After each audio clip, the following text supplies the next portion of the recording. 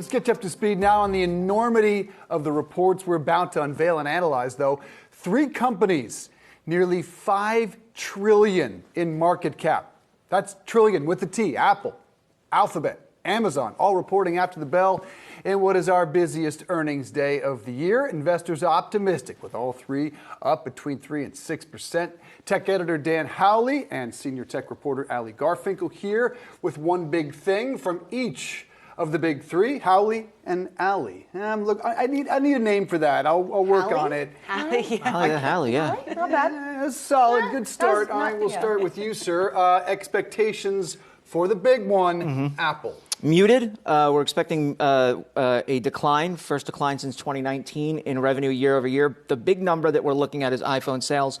Revenue there is expected to be $68.3 billion. That's versus $71.6 billion last year. And I think this is going to be the number that most people are looking at just because there's 2 issues at play here. One was the supply side. There were the issues at the plant in China where there were lockdowns due to COVID and worker protests.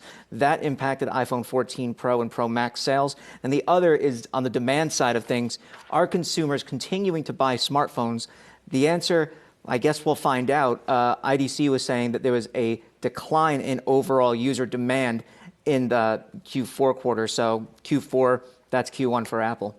Could be a disappointing report here from that tech giant. Ali, you are watching Amazon. What are you focused on? So to me, Shauna, the real big question is, what does cost cutting look like for a company like Amazon? Yes, they've laid off 18,000 people, but what does it really mean for a company with its hands in so many different piles to be efficient? What is that story going to look like? Like if you think about Amazon Studios, right, their budget's already $10 billion. So what do cuts really look like here? The other thing too is Amazon is expected to report its slowest sales growth in 20 years today, slowing e-commerce services, slowing ads possibly. So what I'm hearing is that there's definitely going to be pressure on them to spin the cost-cutting narrative and figure out what that really looks like.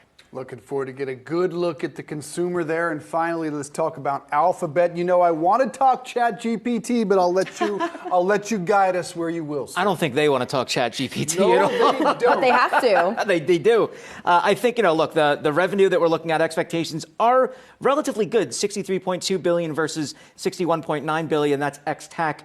But I think what everybody is going to be looking at is what this means for the digital ad market. Sure, we got Meta yesterday. Everyone says, it's great news for Meta. Not really, because their revenue is down year over year, and the ad market, they admit themselves, is still difficult. Snap, obviously, they're dealing with the difficulties from the ad market. We'll find out what's going on here with Alphabet and Google, especially YouTube, where we had seen a slowdown in ad sales. So I think those are the big questions that people are going to have. If revenue's up, that's all well and good, but what does this mean for the overall digital ad market? All right, Alphabet, Amazon, and Apple all on deck. All 4 of us are going to be very busy here in just about 60 minutes or so. Dan and Ali, thanks so much.